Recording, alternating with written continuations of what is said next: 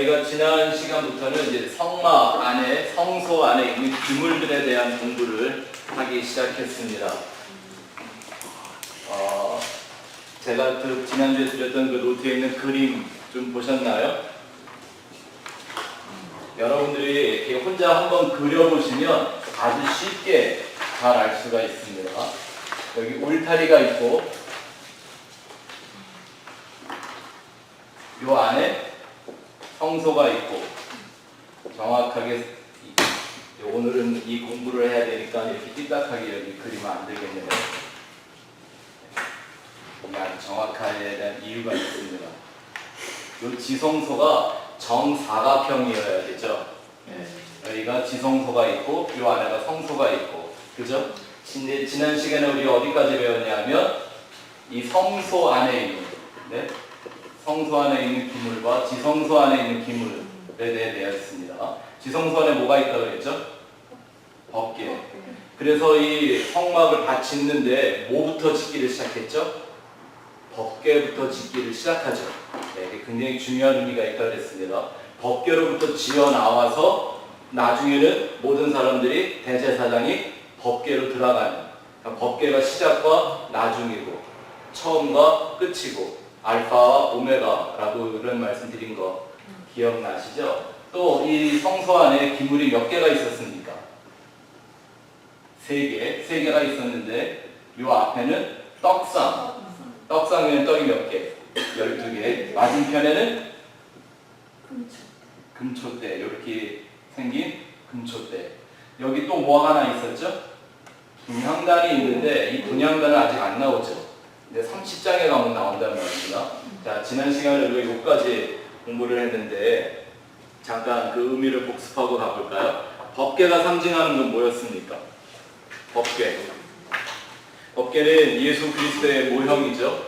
우리가 항상 기억해야 되는 건 예수님의 모형이라면 곧 그건 누구의 모형이어야 됩니까? 나의 모형이 되어야 합니다. 맞습니까? 나를 하나의 그릇으로 삼아, 질그릇으로 삼아 예수님이 내 안에 들어와 사신다면서요. 여러분들이 1대1 제자훈련 시작하면서 제일 먼저 외우신 말씀, 그런즉 내가 그리스도와 함께 십자가에 못 박혀 죽었으니 이제 내가 사는 것 아니요 내 안에 누가? 예수가 사는 것이다. 그러니 그 예수의 모형은 곧 누구의 모형으로 또 이루어져요? 성도, 곧 나의 모형으로 이루어진다고 그랬죠. 이 법궤가 왜 예수님의 모형입니까? 그 안에 3가지가 들어있었습니다. 십계명, 증거판, 그건 율법의 완성, 그렇죠? 또 아론의 쌍난 지팡이, 이건 뭘 의미하죠? 부활의 생명, 맞습니까? 또 3번째는 만나 항아리, 우리의 일용할 양식 되시는 예수, 그걸 상징하는 것이죠. 근데 한번 보십시오. 그 예수 그리스도를 믿어서 예수 안에 있는 이 모든 것, 이 3가지가 내 안에 있다면 나 역시 뭐가 되는 거예요? 나라는 존재가 율법의 완성과 부활의 생명이며 일용할 양식, 하나님의 말씀, 그 진리를 품고 있으면 내가 뭐가 되는 거죠? 내가 법궤인 거죠. 아멘. 그래서 우리 성도 한 사람, 이 진리, 예수라는 진리를 품고 있는 한 사람 한 사람이 이 세상에 걸어다니는 법궤입니다. 그래서 하나님이 법궤를 숨겨놓으신 거예요. 뭐 인디아나 존스 할아버지가 와도 못 찾아요, 그거. 왜냐하면 법궤는 예수로 완성됐고 예수를 품고 사는 사람들, 그들이 이 세상의 법궤이기 때문에 하나님은 더 이상 물질적인 법궤를 세상에 남겨놓을 이유가 없는 거죠. 근데 반면에 이것을 구원의 의미를 알려주시기 위하여 이 법궤 안에 들어있는 3가지가 또 상징하는 게 뭐라고 그랬습니까? 인간의 죄, 근본적인 죄의 상징이라고도 말씀을 드렸죠. 율법에 불순종하는 인생, 그쵸? 영적 권위에 대항하는. 아론의 쌍난 지팡이가 언제 나타났냐면 하나님이 아론을 대제사장 삼은 걸 그 권위에 대항했더니 그것을 이 백성들이 하나님에게 대항한 걸로 하나님이 간주하시고 하나님이 내가 한 일이다 라고 하는 그 영적 권위를 보여주신 사인으로 아론의 말라 비틀어진 그 막대기에서 싹이 난 거잖아요. 무슨 싹? 살구나무. 열매가 맺혔대요. 살구나무가 의미하는 게 부활이라고 그랬죠. 지난 시간에 공부한 거 기억나실 거예요. 그 권위에 대한 도전, 곧 교만이죠, 교만. 그죠? 그리고 또 하나가 뭡니까? 하나님이 만나 매일 주셨는데 인생들은 그걸로 만족해요, 안 해요? 생명을 유지하는 데는 필요했는지 모르겠지만 맛이 없고 재미가 없는 거죠. 아무리 좋은 거라도 40년을 먹으니 진력이 나겠죠. 그러니까 사람들 한번 생각해 보세요. 뭐 천국이 뭐 황금으로 만들어 놨다고 이런 얘기 뭐 해갖고 뭐 너무 좋더라고 얘기하는데 그게 앞만 좋아도 얼마나 좋을까요? 예? 그런 좋은 거는 천국이 될 수가 없겠죠. 예, 불만불평하는 그 인생의 모형이 거기 다 나타나 있습니다. 또 그 지 법궤를 덮고 있는 천사의 모양으로 하고 있는 사진을 하나씩 좀 보여주실래요? 천사의 그룹 천사 둘이 이렇게 만들고 있는 그 속죄소, 이게 뭐라고 했습니까? 우리말로 속죄소라고 해서 말이 좀 이해가 어려운데 원래는 mercy seat, 은혜의 보좌라는 거예요. 그래서 거기에만 피가 뿌려져야만 완성되는 은혜의 보좌라는 거죠. 거기는 이 지성소 안에는 누구밖에 못 들어간다고요? 대제사장이 피 한 바가지를 들고 여기 들어가요. 이 안에는 뭐밖에는 인정이 안 되는 자리냐면 하나님의 은혜 외에는 아무것도 인정이 안 되는 자리입니다. 자, 오늘 그런 얘기를 조금 하게 될 겁니다. 또 떡상에 있었던 12개의 무교병, 이건 뭘 의미하는 거였죠? 누르기 없는 순결한 말씀, 곧 완전한 은혜의 진리이신 예수 그리스도를 상징하는 거라고 그랬습니다. 이 떡은 누구만 먹을 수 있다고요? 제사장들만. 이 성소에 들어갈 자격을 얻어서 이 안에서 일하는 제사장들만 이 떡을 먹을 수 있었습니다. 그래서 오늘날 하나님의 이 말씀을, 예수라는 그 진리를 떡으로 먹는 사람들을 왕같은 제사장이라고 부르는 거죠. 자, 네 번째, 등대 우리 공부했습니다. 이 지난주에 이 등대 얘기하면서 참 재밌었던 것 같은데 금 35kg, 순금 35kg을 두들겨 갖고 이렇게 복잡한 모양을 만들어냈던 거예요. 망치로 두들겨서. 참 힘들었겠죠. 예, 이 등대가 의미하는 건 뭡니까? 성소 안에 있는 유일한 빛의 근원인 거예요. 이 성소 안은 깜깜해요. 완전히 이제 오늘 우리가 이 덮개 이런 걸 공부할 텐데 다른 빛은 하나도 들어올 수 없이 아주 깜깜한 데예요. 그 안에 뭐만 빛나고 있는 거예요? 등대. 그 등대가 빛나는 까닭은 맞은편에 있는 떡상을 비추어 주는 거예요. 이렇게 볼 수가 있죠. 등대는 떡상을 비추고, 그렇죠? 떡을 먹으면 빛의 의미를 아는 거예요. 빛은 말씀을 비추어 주고, 말씀은 빛의 의미를 깨닫게 해주는 이런 상호작용이 있는 거죠. 진리라는 것을 우리가 생각해 보면 쉽습니다. 한국말은 잘 안 쓰는데 우리가 하나님의 말씀을 이렇게 듣거나 보거나 하면서 그 말씀의 깊이와 진리를 깨닫게 하는 걸 성령이 조명하신다고 말합니다. 아무것도 없는 그 무대에 조명을 비추듯, 그렇죠? 그렇게 말씀을 조명하시는 성령을 의미합니다. 요한복음 16장 한번 읽어보죠. 시작. 그러나 진리의 성령이 오시면 그가 너희를 모든 진리 가운데로 인도하시리니 그가 스스로 말하지 않고 오직 들은 것을 말하며 장래 일을 너희에게 알리시리라. 아멘. 빛과 말씀의 관계, 이 삶이 우리 모든 성도들에게 있어야 됨을 잘 알려주시고 있는 거죠. 자, 오늘은 이제 26장에 있는 말씀을 볼 텐데요. 오늘은 본문을 좀 안 읽을 거예요. 왜냐하면 읽어봐야 이게 막 제도를 글자로 풀어놓은 거라 잘 이해가 안 돼요. 제가 차라리 그림으로 보여드리고 설명을 해드리면 여러분도 훨씬 쉽게 이해가 되실 텐데 성경은 펴놓으세요. 이렇게 얼핏 보시면 충분히 이해가 될 거예요. 여러분들이 26장을 이해하는 데 있어서 하나 아시면 좋을 게 뭐냐면 일단 1절 한번 가서 보실래요? 26장 1절 뭐라고 시작합니까? 너는 성막을 만들되, 여기서 말하는 성막은 이 전체 성막을 말하는 게 아니라 요것만 말하는 거예요. 작은 거. 그래서 성경이 성막이라고 말을 할 때 크게 두 가지로 나누어서 말합니다. 하나는 이 전체를 말하는 성막이에요. 자, 여기서 하나 제가 여러분들이 꼭 이해해야 되는 영적인 원리 하나 가르쳐 드릴게요. 이 전체를 말할 때도 하나의 성막이라고 부르고, 작은 의미로서는 요 성소와 지성소, 요것만 또 성막이라고 또 불러요. 두 가지 의미가 있는 거예요. 그죠? 어떤 의미가 있냐면, 크게 보는 성막은 이 울타리라는 거이죠. 울타리. 이 울타리를 중심으로 한 성막을 말하는 거예요. 성막 안, 성막 밖. 이렇게 얘기를 하죠. 그러면 한번 잘 보세요. 이렇게 말해놓은 울타리를 쳐놓으면 요것만 성막인가요? 요 안에만? 성막 밖은 성막 아닌가요? 이 세상 안에다가 하나님이 이 성막을 딱 갖다 꽂아 놓으셨어요. 그 순간 온 세상이 뭐가 되는 거죠? 그렇죠. 성막을 상징하는 것이 되는 거죠. 다윗이 하나님 앞에 성전을 지어드리겠다고 했더니 하나님 뭐라고 그러셨어요? 하늘이 내 보좌고 땅이 내 발등상이다. 그 얘기는 이 온 우주가 하나님의 성전이다라는 거죠. 이게 다 성전인데 네가 어떻게 날 위해 집을 짓겠냐? 이렇게 얘기하셨어요. 네. 근데 그 모형을 알게 하시기 위하여 땅에 성막을 주셨잖아요. 그러면 이 안에만 성막이 아닌 거죠. 뭐가 다? 안과 밖, 이게 다 한꺼번에 성막이 돼버린 거죠. 온 세상이. 그렇게 봐야죠. 이렇게 안 보기 때문에 우리는 요즘 교회 안, 교회 밖 이런 얘기를 하는 거예요. 네? 사람들이 교회에 그 출입구만 지나가면 교회 아닌 것처럼 생각을 하잖아요. 그렇지 않죠. 제 말 이해가 되시죠?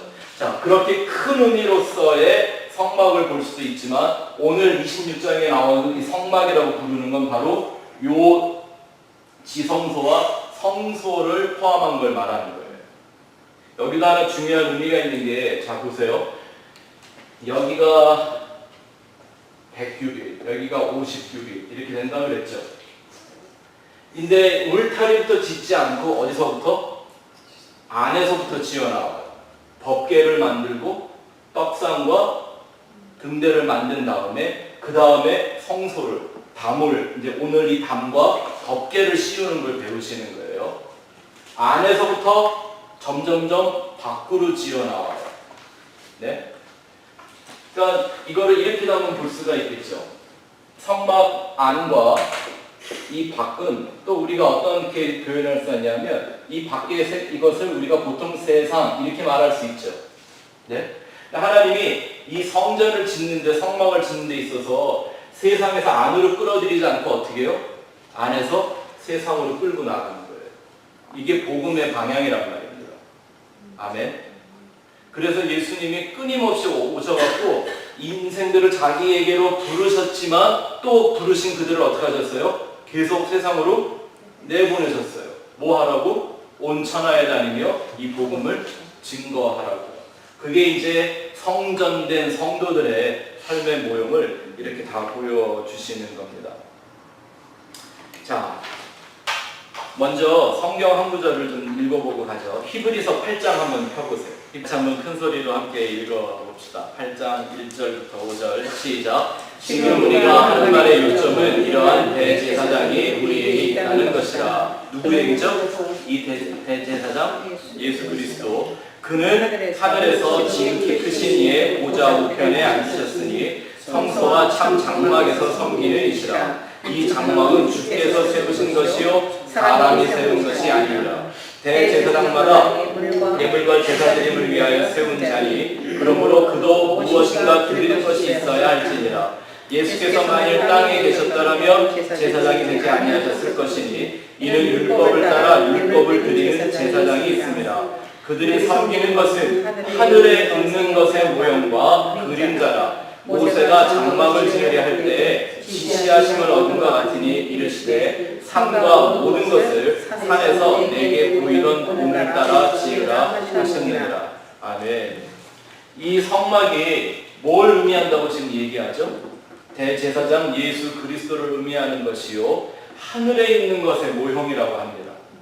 그러면 이 모형을 잘 보면 두 가지를 우리가 봐야 되겠죠. 첫 번째는 그 제사장, 일로 일하시는 예수님. 그리고 또 하나가 뭐가 이해가 돼야 돼요?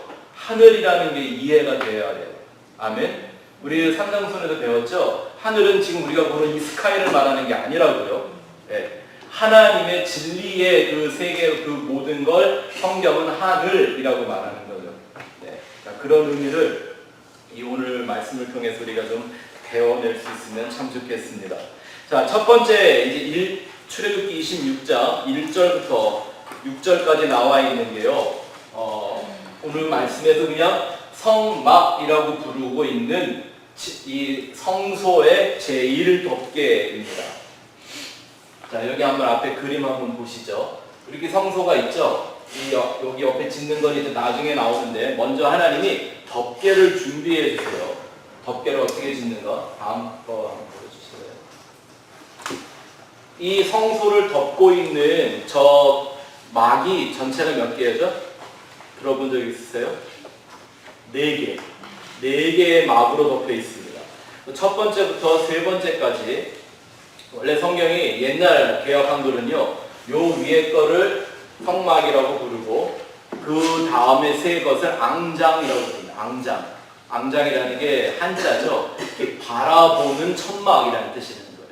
앞에를 이렇게 내려서 막는 천막이 아니라 위를 덮어서 위를 봐야 보여지는 천막이라는 앙장이라는 세 가지 이름을 썼는데 이게 바로 성소를 덮고 있는 제1덮개입니다.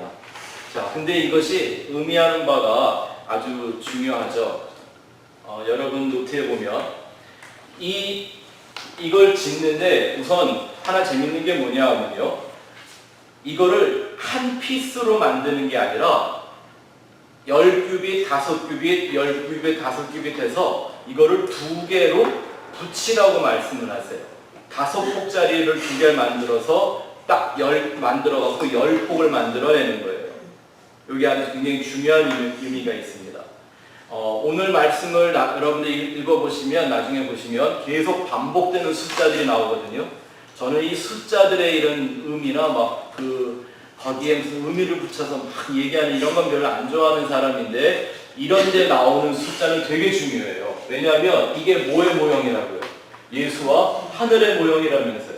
근데 하나님이 여기에 숫자를 부여하신 데는 의미가 있겠죠. 그리고 계속 반복되는 숫자들이 있어요. 그런 것 중에 하나가 바로 5와 10이라는 개념이에요. 5와 10이라는 거는 이 히브리 사람들이 당시에는 어떤 풍습이 있었냐면 반드시 이루어져야 될 하나님의 뜻, 어떤 계획, 그거를 숫자적인 의미로 얘기할 때는요, 반을 잘라서 2개로 말한대요. 그게 그 당시의 법칙이었다고 합니다. 그러니까 10을 말하기 위해서 일부러 5와 5로 나눈 거예요. 10이 완성이 돼요. 근데 재밌는 게 뭐냐면 이 10의 숫자가 바로 우리 하나님의 이름 배웠던 거 기억나시죠? 유드헤이 바베이 할 때 유드, 바로 이렇게 손을 내려놓은 요 자세예요. 그게 뭐 상징하는 말이라고 했죠? 십자가. 그러니 지금 이 덮은 첫 번째 이 덮개가 뭘 의미하는 거예요? 예수 그리스도의 그 십자가의 죽음을 이미 상징하고 있는 덮개예요. 이 성소를 제일 먼저 덮고 있는 게. 자, 그리고 이 덮개를요, 하나님이 4가지의 색깔로 저렇게 천사들의 모양을 수를 놓으라고 했어요. 그냥 그리는 게 아니라 일일이 저걸 다 꼬매갖고 수를 놨었어요. 아주 정교하게 하라고 말씀하셨거든요. 4가지, 물론 천사의 모양이 저랬을지는 몰라요. 그냥 저는 상상인 거예요. 네. 저렇게 많이 안 했을 것 같아, 제 생각에는요. 그냥 하나나 2개 적당히 해놓고 말았겠지라는 생각이 드는데, 아무튼 하나님이 4가지 색깔로 만들어 놓는다는 의미가 있습니다. 표를 한번 보시죠. 4가지 색깔이 나오는데 청색, 자색, 홍색, 흰색. 이것들이 의미하는 성경적인 의미는요, 청색은 하늘을 상징하는 것, 그리고 자색은 왕권을 상징하는 색깔입니다. 네. 또 홍색은 피와 고난과 죽음의 색깔이고, 흰색은 부활의 생명의 색입니다. 이 4가지 색깔이 어떻게 그리스도를 상징하고 있는 것인가? 청색은 하늘이신 예수님, 다시 말하면 예수님의 신성, 그죠? 자색, 이건 예수님의 왕되심, 왕권을 상징하는 말이고요. 이 홍색은, 빨간색은 예, 이 땅에 종으로 오신 예수님, 피와 고난과 죽음을 겪는 종의 예수님, 그리고 마지막 흰색은 예수의 인성. 이게 왜 부활인데 예수님의 인성이 되는가? 어떤 존재만 부활할 수가 있어요? 신은 부활이 안 되죠. 왜요? 신은 죽을 수도 없으니까. 부활은 죽어야만 다시 사는 거죠. 그래서 인생을 위하여 대신 죽으러 오신 그 하나님, 사람의 몸을 입고 오신 예수님의 인성을 정확하게 얘기해 주는 겁니다. 이게 중요한 게 신이 날 위해 대신 죽는 건 의미가 없어요. 사람이 사람을 위해 죽어야 하는 거죠. 그래서 예수님이 사람이 되셔서 오신 거죠. 이게 사복음서를 의미합니다. 예수님의 신성은 우리가 소위 말하는 독수리 복음이라고 하는 요한복음에 나타나 있고, 마태복음의 주제는 예수님을 유대인의 왕, 이걸 주제로 삼은 거예요. 그래서 마태복음의 그 십자가의 고난에 대해 보면 꼭 무슨 얘기가 나오냐면 빌라도가 신문을 할 때 네가 유대인의 왕이냐 하고 물어보는 얘기가 마태복음에 기록이 되어 있는 거예요. 그때 예수님이 하시는 말씀이 I am, 에고 에이미, 이게 바로 하나님이 모세에게 I am who I am 이라고 말했던 그 대명사를 쓰시는 거예요.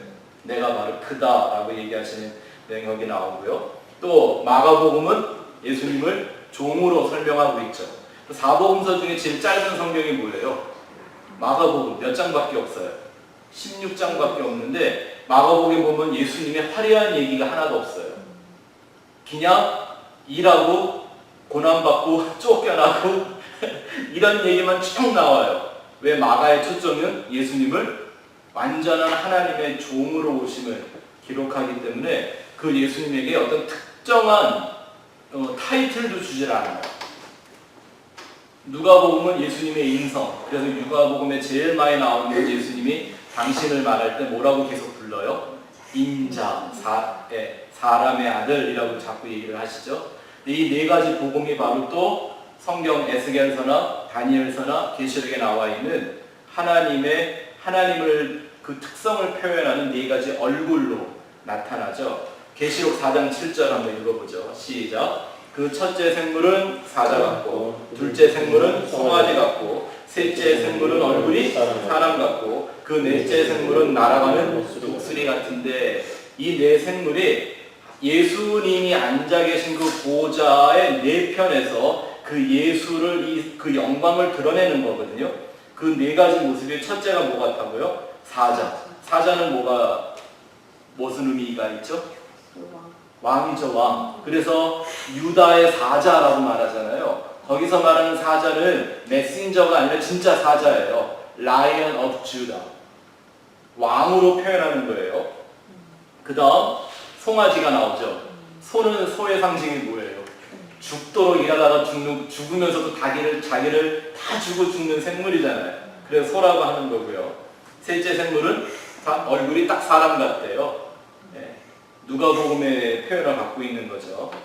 또 요한복음은 예수님의 그 신성을 드러내기 위해서 하늘의 왕인 독수리의 표현을 가지고 있는 거라는 겁니다. 이런 정도 여러분들이 좀 성경적인 상식으로 잘 알고 계시면 좋습니다. 근데 또 신비한 건 덮개가 총 몇 개라 그랬어요? 4개라 그랬죠? 이 4 덮개가 또 이걸 그대로 표현하고 있습니다. 네. 자, 2번 가서 한번 보시죠. 이 덮개를 덮는다라는 이 말을요, 히브리어로요, 오헬이라고 합니다. 오헬. 이렇게 덮는다라는 뜻이요. 근데 이게 한국말로 이제 번역을 하니까 덮는다지, 히브리어 언어를 보면요, 바로 집으로 삼는다, 내가 소유하다, 장막 안에 거하다, 이런 뜻이 이 안에 담겨 있는 겁니다.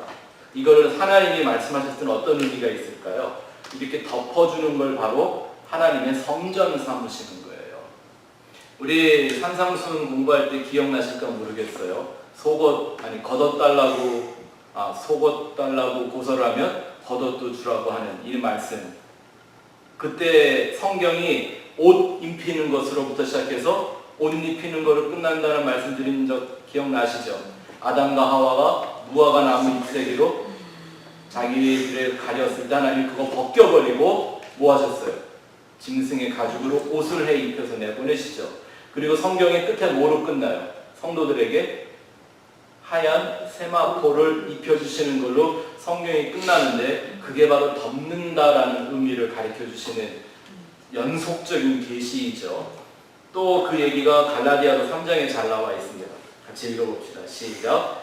이같이 율법이 우리를 그리스도께로 인도하는 초등교사가 되어 우리로 하여금 믿음으로 말미암아 의롭다 함을 얻게 하려 함이라. 믿음이 온 후로는 우리가 초등교사 아래 있지 아니하도다. 너희가 다 믿음으로 말미암아 그리스도 예수 안에서 하나님의 아들이 되었으니 누구든지 그리스도와 합하기 위하여 세례를 받은 자는 그리스도로 옷 입었느니라. 아멘. 자, 근데 이 성막 그림을 보면요, 이 말씀이 여기에 다 그려져 있는 거 아세요? 성경 전체를 이거 갖고 뭐 혹시 여러분 생각에 갖다 껴맞추면 되겠지 이렇게 생각하실지 모르겠지만 너무나 정밀하게 표현이 돼 있단 말입니다. 여기 보니까 율법이 뭐 하는 거다? 율법이 은혜로 끌고 가는 초등교사라고 그랬죠. 이 지성서가 어떤데? 오직 하나님의 은혜만이 인정되는데, 그죠? 그래서 이 율법이라는 세상에 있으면 안 되고 어디로 들어와야 돼요? 어디까지? 그 율법이라는 거에 끌려 들어와 어디까지 오는 거예요? 하나님의 은혜의 보좌 앞에까지. 법궤가 있고 은혜의 보좌가 있는 거기까지 끌려 들어오는 거예요. 근데 여기를 들어오면 뭐가 덮고 있대요? 뭐가 덮고 있어요? 그리스도의 옷이 덮고 있는 거예요. 자, 또 3번 가서 보세요. 3번. 여기도 또 굉장히 중요한 의미가 하나가 있는데 첫 번째 덮개와 이 두 번째 덮개는 하나님이 일부러 두 개로 반반씩 따로 만들어서 붙이라고 그랬어요. 설명드렸죠, 방금. 근데 이제 어떤 사람들이 이걸 어떻게 해석을 하냐면 이 성막은 재밌게 조립식으로 만든 거예요. 그래서 이사를 할 때는요, 그냥 다 줄줄 빼가지고 파트 만들어갖고 딱 들고 가서 또 다른 자리 있으면 모퉁이 또 놓고 딱 갖다 얹어놓으면 또 조립이 되게. 그래서 뭐 풀로 붙이고 꼬매고 이런 게 없어요. 그냥 조립식이에요, 완전히. 네. 그래서 스스로 서 있을 수 있게 이렇게 만들어진 거거든요. 그러니까 이사 댕겨야 되니까 이사 댕기기 쉬우라고 두 개로 따로따로 만들려고 그랬다고 해석을 하는 이런 답답한 분들이 있더라고요. 근데 생각해 보세요. 이게 오히려 첫 번째, 두 번째 덮개는 별로 무게가 나가는 게 아니에요. 두 번째 덮개는 염소털이거든요. 세 번째는 양의 가죽이에요. 수양의 가죽. 그리고 네 번째는 여러분들이 소위 해달의 가죽이라고 알고 있는, 이게 해달이 아니더라고요. 상괭이라고 하는 쇠물돼지라고 하는 이 고래과의 짐승의 가죽인데 어떤 게 더 무겁겠어요? 겉에 있는 가죽들이 더 무겁겠죠? 근데 정작 무거운 그 두 가지는 나누질 않았어요. 그냥 한 피스예요. 근데 굳이 첫 번째 거, 두 번째 거를 둘로 나누었다가 그걸 재밌는 게요, 50개의 고리를 만들어서 붙이라고 그러세요. 그래서 50이라는 얘기가 26장에 계속 반복되어 나옵니다. 자, 그 얘기를 좀 한번 얘기를 해드릴게요. 분명히 이유가 있겠죠. 두 장은 나눴고 두 장은 나누지 않으신 거에 대한 연결이라는 게 어떤 의미가 있습니까? 둘로 하나를 만드는 것에 대한 의미가 그 안에 담겨져 있죠. 그것도 두 개를 50개의 고리로 완성을 한대요. 성경에 50 하면 늘 생각나는 게 있으셔야죠. 뭐예요? 희년, 그죠? 세상은 뭐 1년, 2년, 뭐 100년, 1000년 이렇게 계산하지만 하나님의 해는 그 역사의 한 사이클이 뭐예요? 50이란 말입니다. 50, 희년, 그렇죠? 근데 그 희년이 예수님 시대에 와서 어떻게 완성이 됐죠? 오순절 성령 강림으로. 그래서 구약의 말씀과 신약의 말씀이 그 예수의 십자가의 완성과 진리의 영이신 성령의 오심으로 두 개가 하나가 되면서 완성되었죠. 구약의 율법과 신약의 은혜가 진리로 완성되는 형상을 보여주는 거예요.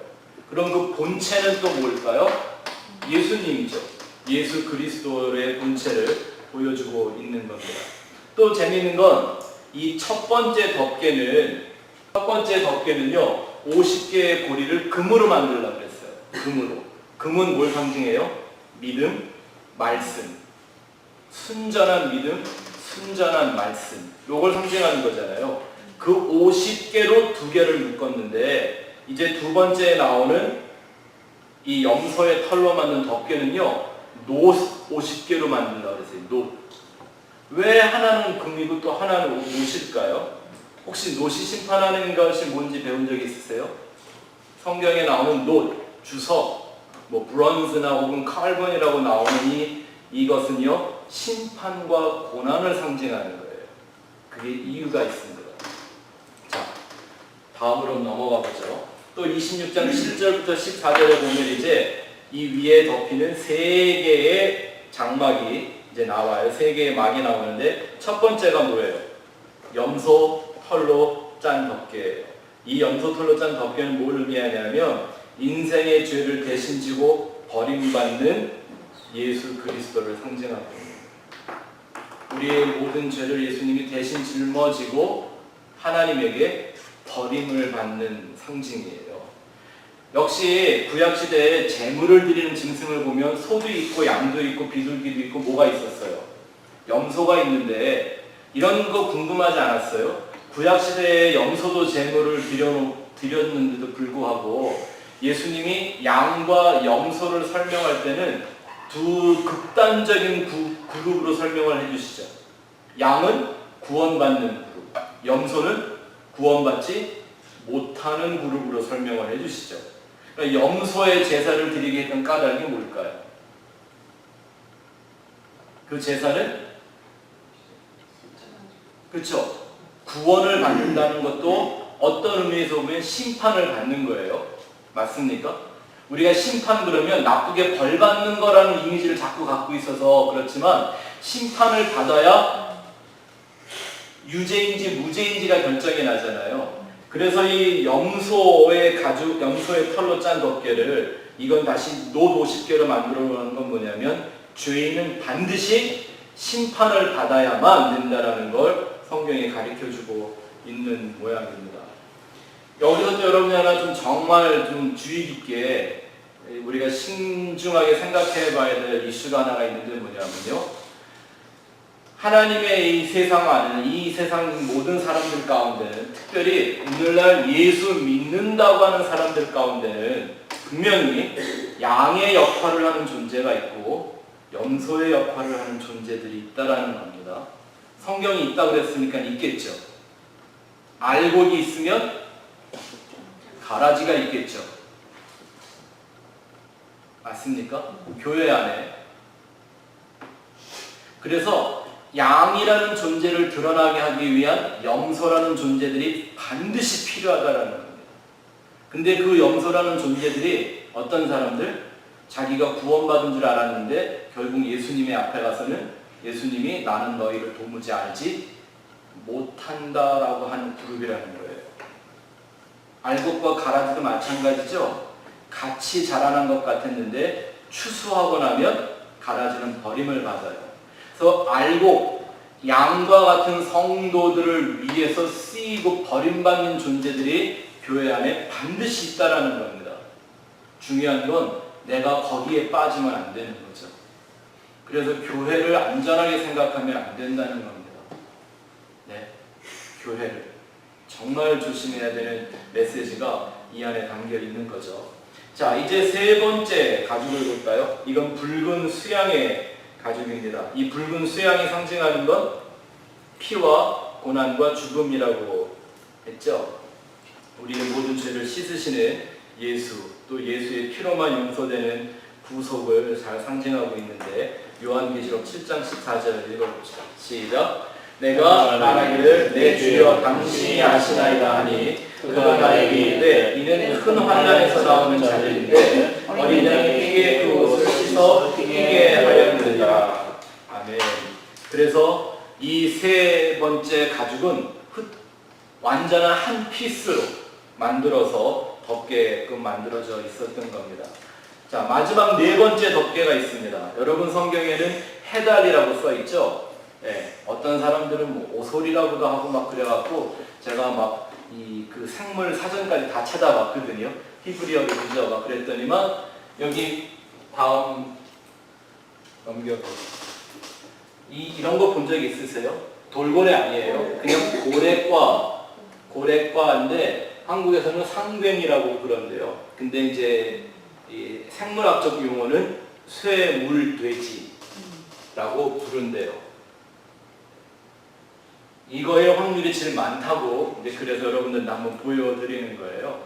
어쨌든 우리 그 성경에 해달이라고 번역이 된 이 가죽이 어디서 나왔을까가 이 성경을 공부하는 사람들한테는 언제나 관심의 대상이에요. 아니 광야에서 어떻게 이게 나왔을까? 키는 애굽에 있습니다.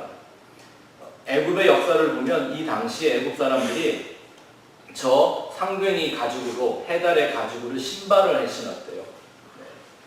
그래서 광야를 거쳐서 가나안 땅에까지 가야 된다는 것을 알고 애굽에서 나올 때 뭐를 충분히 갖고 나온 거예요? 신발이 해질까봐 자기 발은 귀하니까 그죠? 내 발은 귀하니까 이 신발할 가죽들을 다 갖고 나왔는데 여러분 이거 공부해서 봐서 알지만 40년 동안 신발이 해졌다 안 해졌다? 안 해졌다. 그러니 그 남은 그 상괭이 해달의 가죽은 쓸모가 있었을까요? 없었을까요? 그것으로 이제 마지막 네 번째 가죽을 뒤집어 씌운 겁니다. 이해가 되시죠? 이 마지막 이 네 번째 이 해달의 가죽은 실제적인 기능으로 말한다면 왜 물에서 사는 그 짐승의 가죽으로 했을까요? 외부로부터 오는 어떤 비나 먼지 이런 것으로부터 보호하기 위한 거였겠죠. 외부적인 영향으로부터. 이거를 좀 우리가 영적으로 말한다면 뭐예요? 외부로부터 오는 영향들, 영적인 시험들이죠. 그 모든 시험을 이겨내신 예수 그리스도를 상징하는 그런 해달의 가죽인 것입니다. 동시에 이 예수 그리스도의 시험을 이기심은 결국 또 우리에게는 우리가 시험을 이길 수 있는 영적인 능력이 되는 것이죠. 고린도후서 12장 9절에도 보죠. 시작. 나에게 이르시기를 내 은혜가 내게 족하도다. 이는 내 능력이 약한 데서 온전하여지니라 하신지라. 그러므로 도리어 크게 기뻐함으로 나의 여러 약한 것들에 대하여 자랑하리니 이는 그리스도의 능력이 내게 머물게 하려 함이라.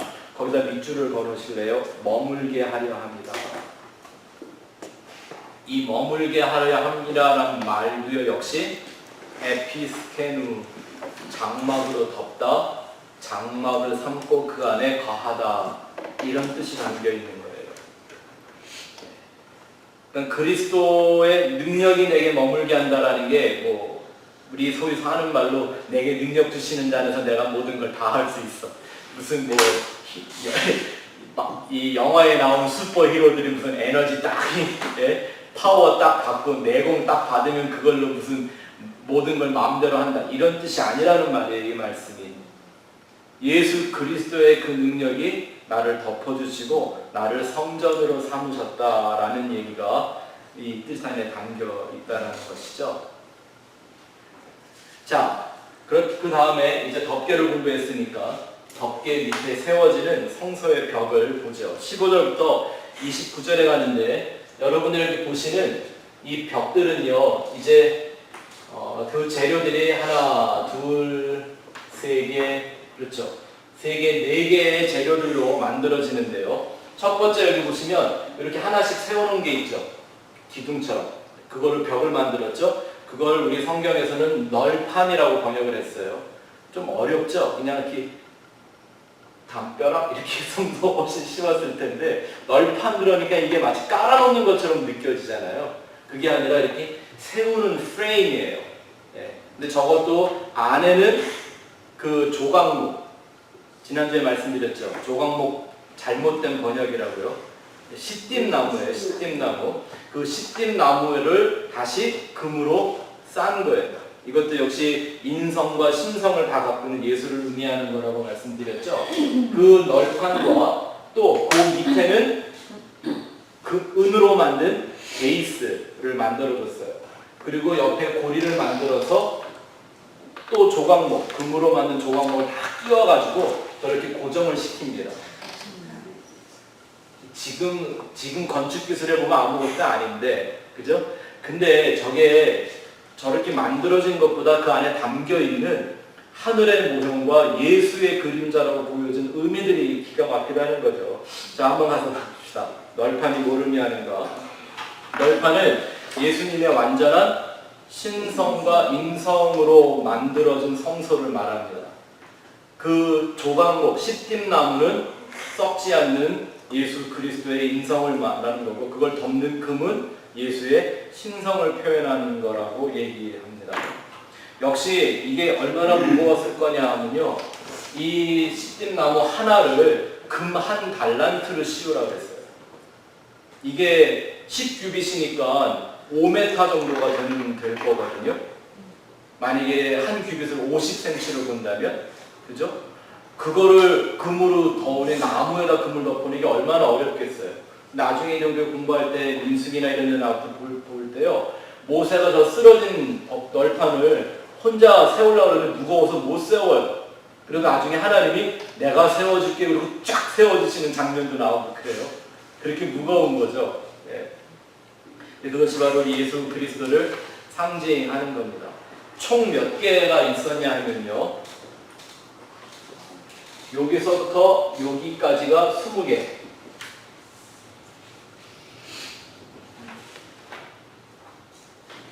이게 왜 중요한지 또 말씀을 드릴게요. 여기서부터 여기까지가 20개. 그리고 여기서부터 여기까지는 8개. 이쪽은 없어요? 여기는 없어요. 여기는 들어가는 입구니까. 예. 여기 문이 있듯이 이제 좀 그 얘기를 할 거예요. 지성소 안에 문이 전체가 몇 개가 있어요? 3개의 문이 있죠. 근데 그게 다 문 아니에요. 설명을 드릴게요. 좀 이따가. 자, 이 널판을 20개, 20개, 8개 이렇게 만들어 놓은 건데요. 여기 8개는 6개를 놓은 다음에 여기를 받치기 위해서 하나를 덧대게 해줘요. 그래서 8개가 완성이 되는 거예요. 네. 그런데 이렇게 반복되는 이 20, 20이라는 숫자가 2개가 만나면 몇 개가 돼요? 40이 되죠. 네. 그 성경에 40이 굉장히 많이 나오죠. 40이 상징하는 몇 가지가 있죠. 이 인생의 모든 역사 전체를 말할 때도 40을 기준으로 해요. 40년, 40일 다 똑같은 얘기예요. 그런데 원래 이런 모든 일들이 이루어지기 이전에 그 40이라는 말은 숫자로 따지면 물은 또 뭘 상징한다고 그랬어요? 진리, 말씀을 상징한다고 그랬어요. 그러니까 이 모든 이 세상 역사가 뭐라는 거예요? 하나님의 말씀, 그 진리를 설명하기 위해 있는 거다라는 걸 가르쳐주는 거예요. 우리 좋아하는 찬송 있죠? 물이 바다 덮은 같이. 그건 이 태평양 물 덮은 얘기하는 게 아니에요. 하나님의 말씀, 그 진리가 온 세상에 충만하다라는 얘기를 하는 거예요. 맞습니까? 여러분들이 이제 이 성경을 이렇게 계속 공부하다가 보면요, 사람이나 어떤 일들을 보면 그 사람과 그 일이 보이는 게 아니라 그 안에 담겨있는 진리가 보이기를 시작해요. 지난데 돌아오는 주일에 못 들으신 분들이 있어서 주일날 좀 말씀을 드릴까 했는데, 제가 화요일날 성경 공부 모임에서 얘기를 했는데, 지난주에 내가 뉴스 하나를 듣고서 재밌는 걸 하나 배웠다니까요. 뉴스에 이런 게 나오더라고요. 낙동강에 살고 있는 그 강준치라고 하는 고기가 있는데, 이 고기가 자꾸 폐사를 하는 거예요. 근데 그 폐사한 고기를 잡아서 배를 갈라봤더니 기생충들이 드글드글 하더래요. 그런데 거기까지는 뭐 제가 별로 이렇게 신경을 안 썼는데, 뭐가 저의 관심을 끌었냐면, 원래 강준치는 강의 밑바닥에 사는 고기래요. 근데 얘네들이 자꾸 강 위를 떠다니는데요. 뭐 때문에? 기생충이 그렇게 조정을 한대요. 근데 그 말을 딱 듣는 순간 이게 흥미가 갑자기 땡기더라고요. 그래서 어떻게 기생충이 물고기를 조정을 하나 하고 봤더니, 요즘 이 저도 학생이 된 것 같아. 톡소포자충이라는 걸 들어본 적 있으세요? 아마 우리 한국에서 뉴스를 보셨던 분들은 고양이를 기르는 분들이 고양이한테 기생충을 옮기면 태아가, 여자가 있는 경우 태아가 눈이 멀거나 소두증이 걸린다고 해서 고양이를 막 버렸던 사건들이 있었던 걸 기억하실지 모르겠어요. SBS에서 어떤 기자가 얘기를 했다가 공식적으로 사과도 하고 그랬다던데 저도 요번에 그거 찾아보고서 알았어요. 근데 이게 뭐냐면 그 톡소포자충이라는 그 기생충들은요, 자기가 어떤 기생충에 들어갔을 때 더 이렇게 생육하고 번성하기 위해서 자기를 더 이렇게 퍼뜨려 줄 수 있는 종숙주한테 가도록 이 생명체를 조정을 한대요. 기생충이. 네? 그 중에 제가 알게 된 게 뭐냐면 그 고양이 안에 들어가 있는 톡소포자충은 쥐에서 옮는데요. 톡소포자충을 감염된 쥐를 고양이가 먹으면 감염이 된대요. 그러니까 그 쥐에 들어간 톡소포자충이 어떻게 하냐면 쥐의 공포심을 없애버린대요. 쥐는 고양이의 소변 냄새를 맡으면 극도의 공포를 느끼게 되어 있는 짐승이래요. 근데 이 톡소포자충이 들어가 조정을 하기 시작하면 쥐가 좀 속된 말로 겁대가리를 상실하는 거예요. 고양이 소변 냄새를 맡고 고양이한테 덤비는 거예요. 뭐 하려고? 고양이한테 잡혀 먹으려고. 왜냐하면 고양이가 종숙주의이기 때문에. 이게 저한테는 너무 신기했어요. 기생충이 들어와서 그냥 사는 정도가 아니라 자기가 들어가 살고 있는 숙주의 DNA와 본능까지도 바꾸어낸다라는 거예요. 그렇죠? 연가시. 예. 뭐 저도 그냥 그 내용만 한번 이렇게 본 기억이 나는데 그런 게 굉장히 많더라고요. 뭐 왜 그 사진 같은 거 보다 보면 아침 이슬이 떠 있는데 달팽이가 이렇게 풀 끝에 덜렁덜렁 매달려 있는 그런 예쁜 그림 있잖아요. 근데 그 달팽이도 톡소포자충에 감염된 달팽이래요. 원래 달팽이는 해가 있으면 안 나오잖아요. 나오지 말아야 되는 거잖아요. 그게 벌써 이상한 건데 우리는 그냥 보고 이쁘니까 귀엽네 이러는 거죠. 이거 이렇게 보면 진리를 못 보는 거예요. 근데 왜 그러냐면 그 달팽이 안에 있는 톡소포자충은 종속주가 양이래요. 양한테 잡아먹히기 위해서 일부러 그 풀 끄트머리에 대롱대롱 매달려 있게 만든대요. 톡소포자충이. 근데 그것도 순리 아닌가요? 그렇죠. 네. 그러니까 하나님이 다 진리를 심어 놓으신 거예요, 그렇게. 네. 근데 더 재미있는 게 뭐냐면 그 양 안으로 들어간 그 톡소포자충이요. 재미있는 게 양의 머리로 들어간 건 다 죽는데 양의 심장으로 들어간 건 다 산대요. 뭘 설명하고 있는 것 같지 않아요? 개미도 그런 게 있고요. 댕기 바이러스도 그렇고요. 근데 제가 이제 이 얘기를 왜 지난 화요일 날도 말씀드렸냐면 월요일 날도 뉴스를 보고 나서 어떤 말이 우리 안에 들어오면 우리를 그렇게 움직여가는 거예요. 하나님의 말씀을 기생충과 비유하는 건 좀 여러분들 생각하기에 틀지 말지 모르겠지만 제가 말하는 건 설명을 하는 거예요. 설명을. 그렇잖아요. 정말 사람에게 위험한 기생충은 톡소포자충이 아니에요. 우리를 어디론가 끌고 가는 종속주라는 어떤 존재에게 끌고 가는 힘이 있는 말들이란 말입니다. 말. 우리 일용할 양식 공부할 때 이런 얘기 많이 했었죠. 어떤 말은요, 나를 자꾸 세상으로 끌고 가는 말이 돼요. 그 말이 내 안에 들어오면. 말씀드렸잖아요. 제가 생각도 안 해봤던 독재, 파쇼 이런 말을 듣고 나니까 나도 모르게 돌을 던지고 있더라고. 기생충이에요. 네? 나도 모르게 그 짓을 하고 나를 뭔가가 끌고 가는 거예요. 그리고 세상의 욕망으로 거짓으로 끌고 가는 말들이 있어요. 그게 내 안에 들어오면 그렇게 된단 말입니다. 비진리죠. 거짓이죠. 근데 우리를 끊임없이 하나님으로 가게끔 만들어주는 말들이 있는 거예요. 나를 위로 떠오르게, 위의 것을 바라보게 만들어주는 말들이 있는 거예요. 그게 바로 복음이고 진리인 거죠. 그래서 이걸 보기 시작하는 사람들은 이 역사가 다 뭐로 보이는 거예요? 이 세상이? 이게 다 하나님의 말씀이 해놓은 거잖아요. 우리는 거기서 하나님을 발견하고 그 진리이신 핵심이신 예수 그리스도를 찾아가는 거예요. 그거를 상징하기 위해서 20, 20, 40으로 지어진 건데 여기에 팔은 또 무슨 의미가 있는가? 팔이 헬라어의 아니 히브리어의 헤트라고 하는 말인데요. 이게 바로 은혜라는 뜻이에요. 이게 생명이라는 거예요. 그러니까 이 문으로 들어오면 이 성막의 동편 문으로 들어와서 제일 끝에 가면 뭐가 있는 거예요? 은혜의 벽을 만나는 거예요. 말씀드렸죠? 율법이 어디를 끌고 간다고요? 죄를 깨닫게 하되면 그 죄를 씻기 위해서 번제단, 물두멍, 성소를 지나 피 한 바가지 들고 하나님 나 용서해 주세요 이러고 어디로 들어가는 거예요? 법궤와 속죄소가 있는 지성소 그 안으로 들어가는데 그 벽이 몇 개로 되어 있다고요? 8개. 바로 은혜와 생명으로 지어졌다는 거예요. 정말 이런 게 정교하고 무섭지 않아요? 하늘의 모형, 진리의 모형이라는 거예요. 이것이 우리가 도대체 그리스도인으로서 뭘 믿고 뭘 추구하고 가야 되는지를 알게 만드는 거죠. 또 하나, 어차피 은혜가 나왔으니까 하나 설명을 하고 지나가죠. 이 성소는요, 여기가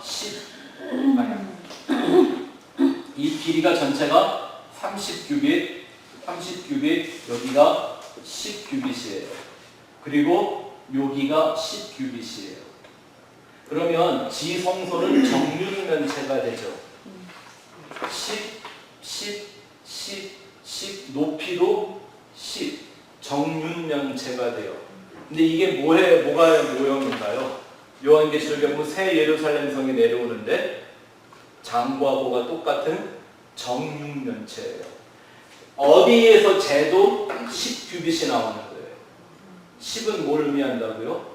예수 그리스도의 십자가를 상징하는 거라는 거죠. 이 방이 딱 그 은혜와 진리를 말하는 십자가의 방이라니까요. 자, 또 2번에 가서 보시죠. 이 널판을 세우는 여기 보이세요? 여기 보이시나? 요걸 이제 밑에 밑받침이라고 하는 건데요. 하나의 널판을 2개의 은으로 만들어 놓은 밑받침이 받치고 있습니다. 그러니까 총 몇 개가 나와요? 96개의 밑받침이 나왔겠죠? 48개의 널판이 있었으니까. 이 은이 상징하는 게 있습니다. 이 은이 받치고 있는 은, 이것은 하나님의 말씀. 어떤 말씀? 특별히 여기서 말할 때는 영원한 말씀, 또 거짓을 분별하는 진리라는 것을 가르쳐 줍니다. 그래서 독이 있나 없나 검사할 때 뭘로 해요? 옛날에 은수저가 그랬다고 그러죠. 시편 12편 6절 읽어보죠. 시작. 여호와의 말씀은 순결함이요 흙고가리에 7번 단련한 은 같도다. 아멘. 하나님의 말씀은 좋은 소리를 갖다 붙여서 완성되는 게 아니에요. 어떻게요? 도가리에다 놓고 몇 번을 단련했대요? 7번을 단련해 나온 은 같다. 우리는 말씀을 그렇게 연구해야 되는 거예요. 하나님의 말씀을 그렇게 전해야 되고, 그렇게 들어야 되고, 그렇게 받아들여야 되는 말씀인 거예요. 오늘날은 이 성경을 갖고 확대 해석하느라고 정신이 없죠. 사람 듣기 좋은 얘기 붙여주느라고 정신이 없다고요. 그래야 조직이 부흥하니까. 나와바리가 넓어지고. 다 하나님의 말씀과 역행하고 있는 모습들을 보여주고 있는 겁니다. 또 세 번째, 여기 보시면 이 한 널판에 고리가 몇 개? 4개예요. 역시 이 4개가 상징하는 것도 뭘까요? 우리 방금 배운 4가지 의미가 있었죠. 사복음서와 그 사복음서가 각각 설명하고 있는 예수의 모습. 근데 우리 성경을 읽어보시면 이 고리는 5개가 있다고 그래요. 이 옆으로 지나가는 저걸 크로스바 뭐라고 그랬지 한국어는? 널판의 띠. 이게 5개래요. 근데 보이는 건 몇 개밖에 없어요. 4개밖에 없죠. 겉에는 하나, 둘, 셋, 넷. 근데 여기 보시면 널판의 어디에? 가운데. 널판이 있으면 그 가운데 구멍을 뚫어서 연결을 하죠. 그러니까 정확하게 몇 개의 띠가 묶고 있는 거예요. 밖에 4개의 띠와 그 널판을 관통하는 하나의 띠죠. 이 가운데 이 관통하고 있는 그 하나의 띠가 뭘까요? 그죠? 뭘 설명하겠어요? 가장 중심인 이 모든 걸 홀드하고 있는 그게 예수 그리스도고, 그 예수 그리스도를 우리가 볼 수 있게 표현해 준 게 사복음서의 내용들인 거죠. 근데 이렇게 연결을 시켜놓는 중요한 의미가 있습니다. 이 골이라는 거는요, 언제나 뭘 의미합니까? 연결을 의미하죠. 골이라는 건 연결을 위한 거예요. 또 고리는 항상 어느 때 사용했냐면 언약을 맺을 때 썼던 거예요. 고리는 그래서 중요합니다. 4개에 있는 외벽에 있는 고리는 사복음서를 설명하는 고리고, 가운데를 관통하고 있는 고리는 예수를 설명하는 고리인데, 자, 그걸 에베소서는 이렇게 우리한테 가르쳐주고 있습니다. 시작. 그의 안에서 건물마다 서로 연결하여 주 안에서 성전이 되어가고, 너희도 성령 안에서 하나님이 거하실 처소가 되기 위하여 그리스도 예수 안에서 함께 지어져 가느니라. 성도와 교회가 어떻게 지어져야 돼요? 이게 성막의 모형대로 지어져야 되는 거예요.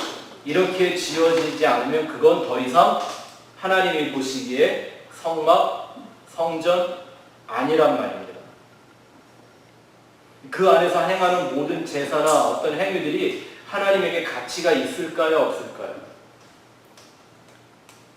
하나님은 기뻐 받으시지도 않는 일들을 땅에서 막 행하면서 자기들끼리 받는 감동과 기쁨은 도대체 어디서 누가 주는 걸까요? 그렇죠?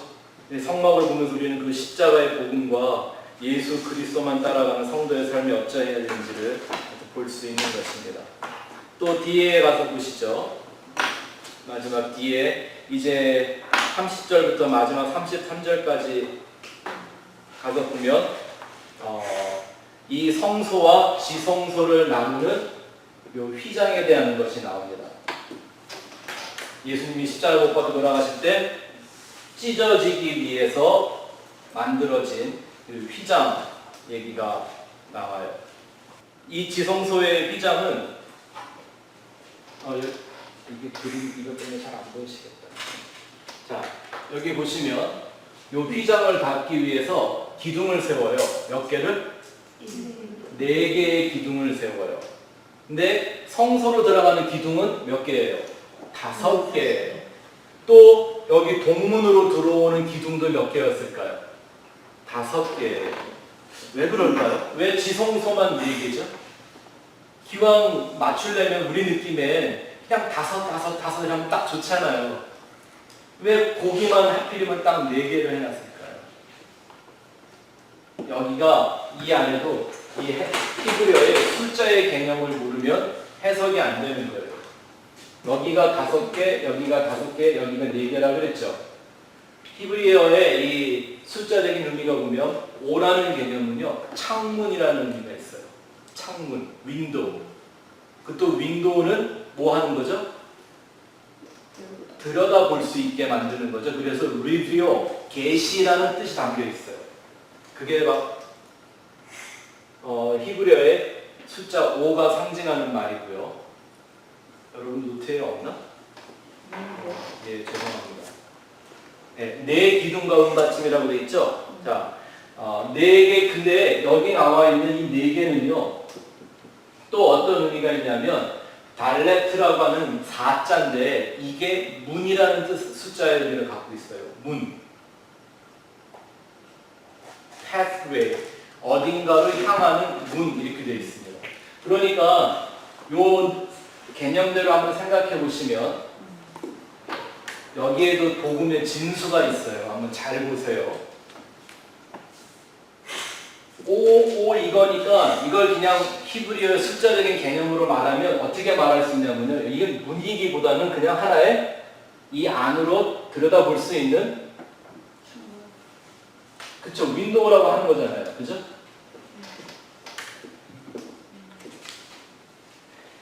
뭔가를 계시하기 위한 윈도우란 말입니다.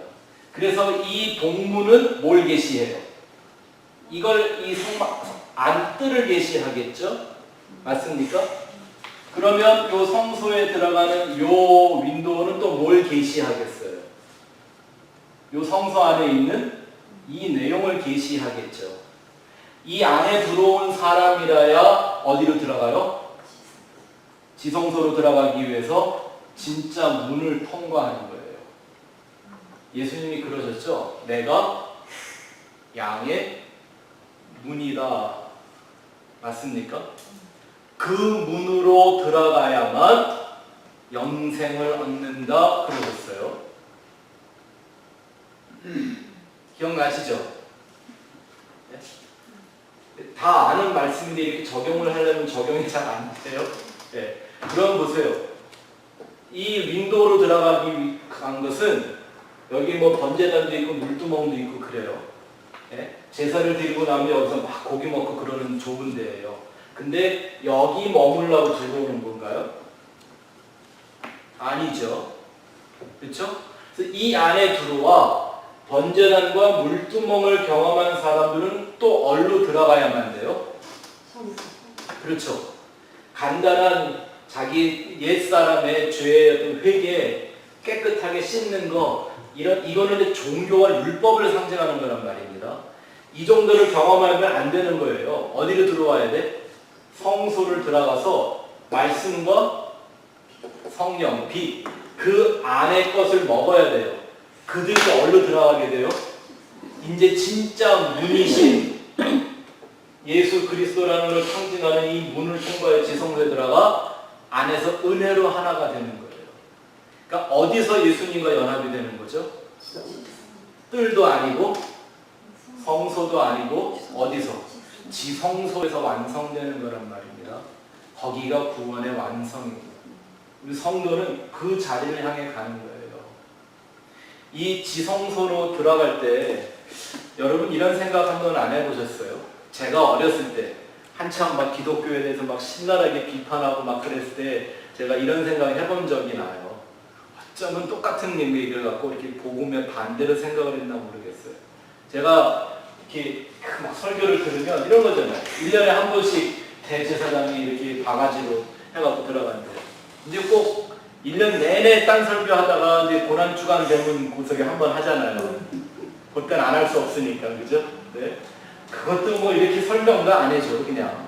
예, 그냥 뭐, 그냥 예수님 피 흘려, 제 없어서 딱 이러고만, 알렐루야, 믿습니까? 안 믿어지면 믿을 때까지 믿어보십시오. 뭐 이러기만 하는 거지. 근데 그때 제가 어떤 어린 마음에, 막 반항적인 마음에 무슨 생각이 들었냐면, 무슨 그 수많은 사람들의 죄가 짐승의 피 한 바가지만도 그걸로 해결을 하겠느냐고. 네? 제가 얼마나 그런 얘기를 들으면 자존심에 상했냐면요. 내가 얼마나 귀한 존재인데, 만물의 영장이라면서요, 인간이. 이 당시에 이 광야의 성막을 짓고 살았던 사람들이 200만이 넘는다고 그러면서 그 200만의 생명이 짐승의 피 한 바가지만도 못하다는 얘기라는 거잖아요, 이게 지금. 여러분들은 성격이 좋아서 다 그게 은혜가 되셨는지 모르겠지만 저는 화가 나더라고요. 근데 복음을 깨닫고 났더니 그게 맞는 말이더라는 거예요.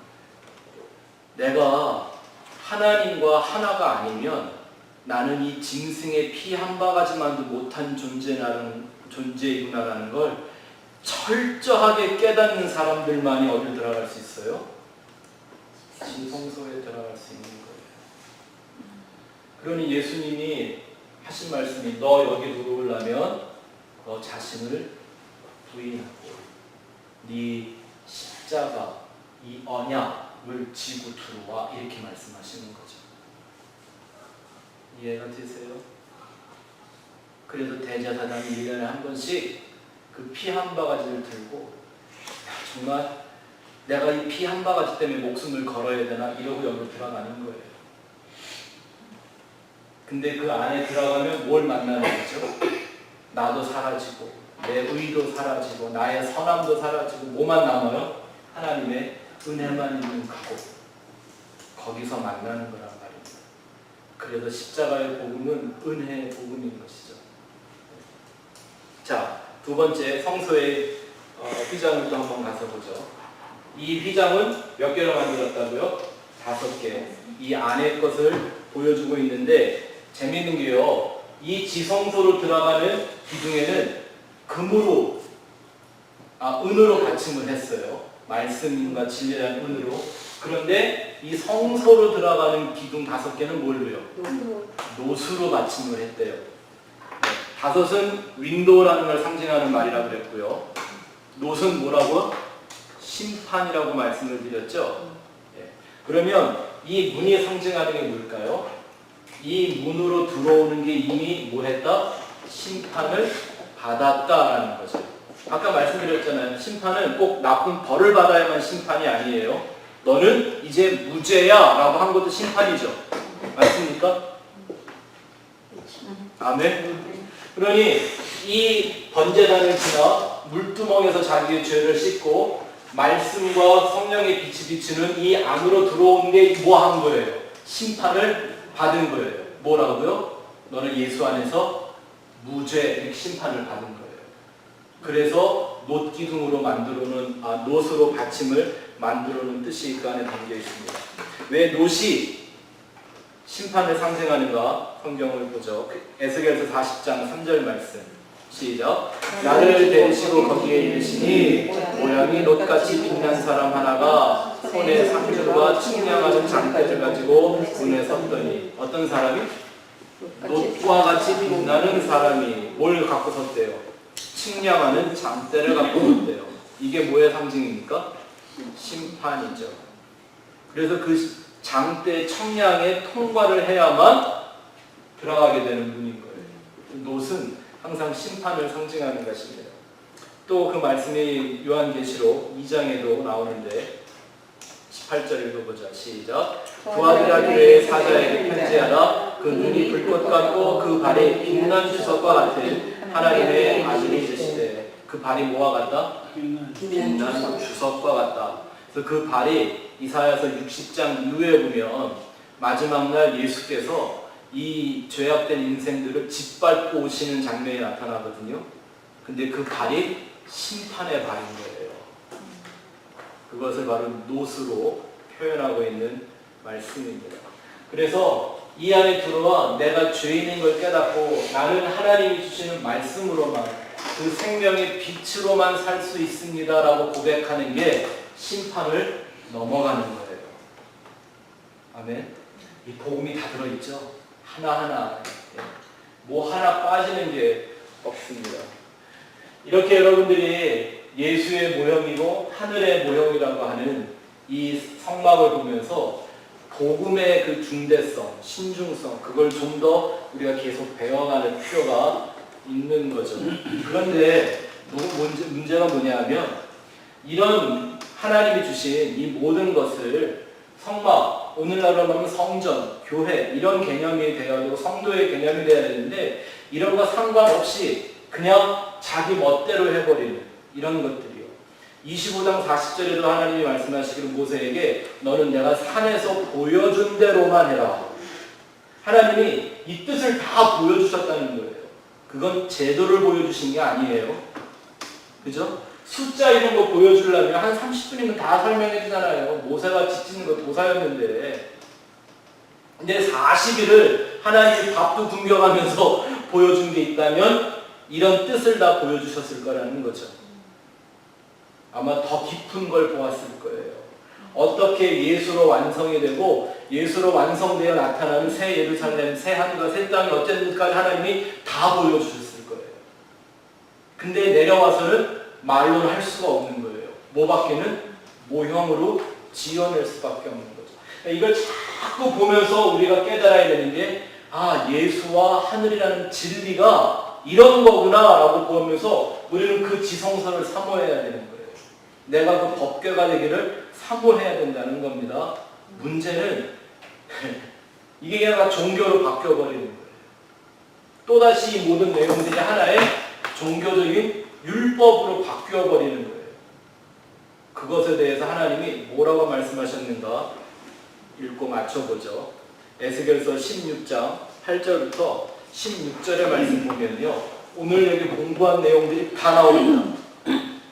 같이 읽어보죠. 시작. 내가 내 곁으로 지나며 보니 내 때가 사랑을 할 만한 때라. 내 옷으로 너를 덮어 벌거벗은 가지를 가리고. 아멘. 자, 거기다가 밑줄을 그어놨어요. 사랑할 때 하나님이 말씀하시는 거예요. 이제 내가 너를 사랑할 만한 때가 됐다. 사랑이라는 게 뭐 하는 거라고요? 성전을 만드는 거라 그랬잖아요. 그쵸? 이 말은 하나님이 내가 이제 너를 성전으로 바꾸어낼 때가 되었다라고 하시면서 뭐라고 하세요? 내 옷으로 너를 덮어주겠다. 창세기에 나왔던 말씀이죠. 성막의 덮개에 나왔던 말씀들이죠. 맞습니까?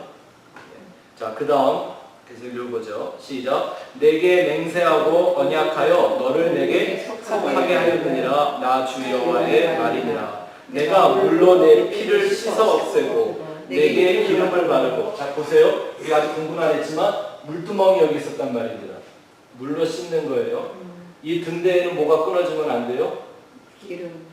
불이 항상 켜져 있는 그 기름, 성령, 진리의 영을 상징하는 거라 그랬죠.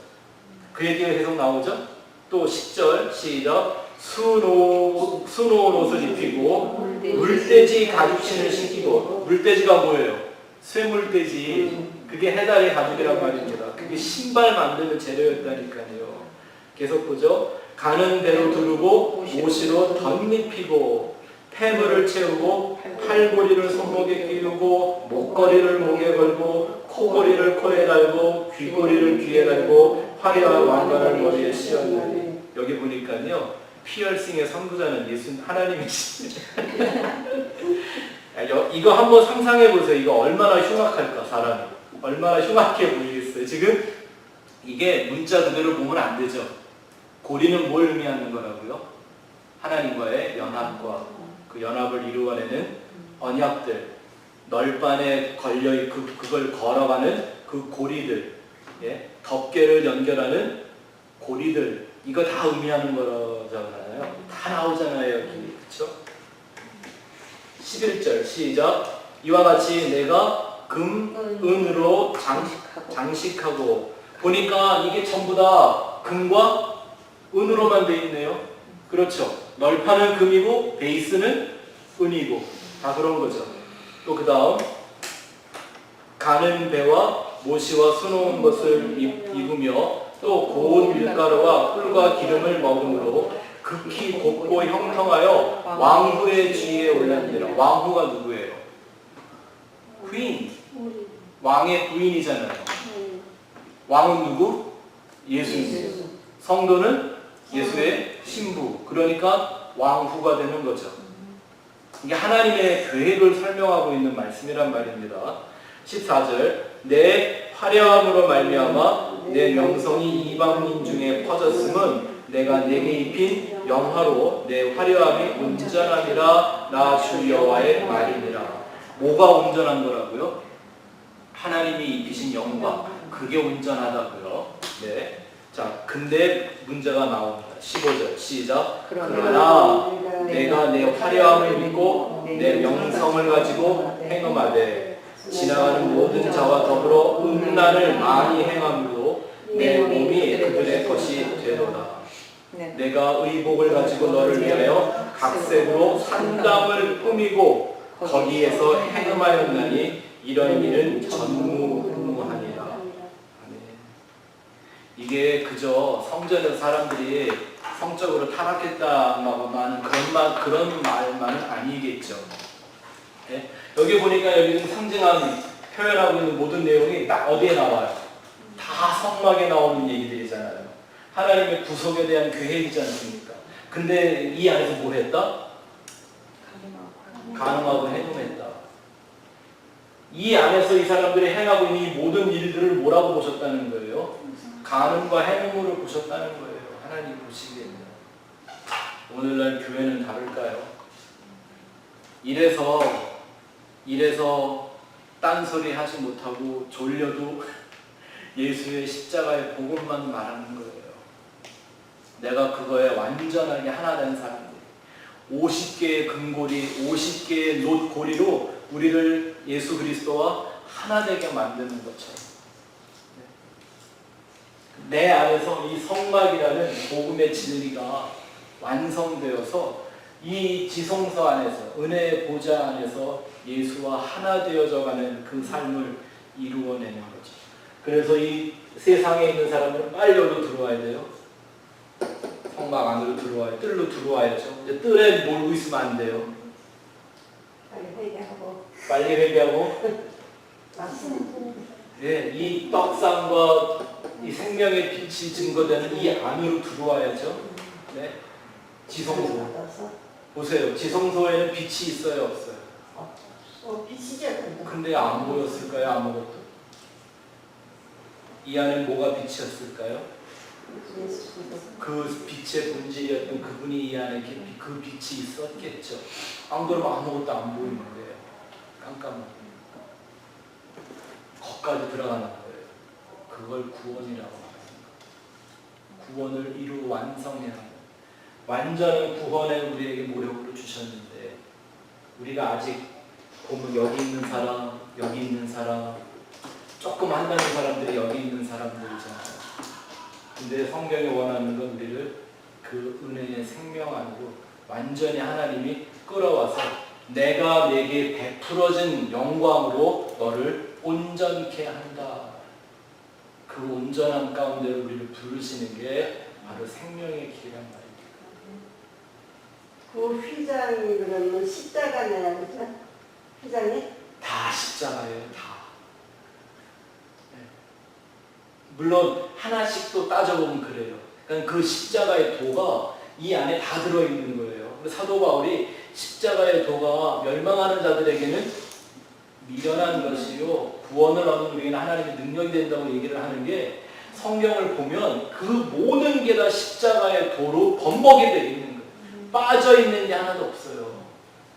하지만 휘장은 갈라졌어도 이제는 이 지성소를 이런 땅에 있는 지성소로 삼는 게 아니라 어디를 지성소로 함께 원하셔서 나를, 그쵸? 나를 이 법궤를 품고 있고 속죄소의 피를 갖고 있고 은혜가 뒤집어 싸고 있는 그런 존재가 되어야만 내가 지성소 되는 거잖아요. 예수님 모시는. 맞습니까? 그 자리에 가는 게 진정한 기독교 신앙이라는 거죠. 근데 이 여기 밖에 있는 사람들은 맨날 뭐만 구하고 있었을까요? 빨리 제사장에게 살아나와야 우리가 먹고 살기 편하다 이런 생각만 하고 있었겠죠. 그러니 이 성막의 그림에 보면 오늘날 기복주의, 무슨 형통, 번영신학 이런 많은 사람들 다 아직 어디에 있는 거예요? 뜰은커녕 아직도 이 밖에 있는 거. 자기들이 세상이면서 맨날 세상을 변화시키지. 이러니 복음을 말하지 않을 수 없는 거예요.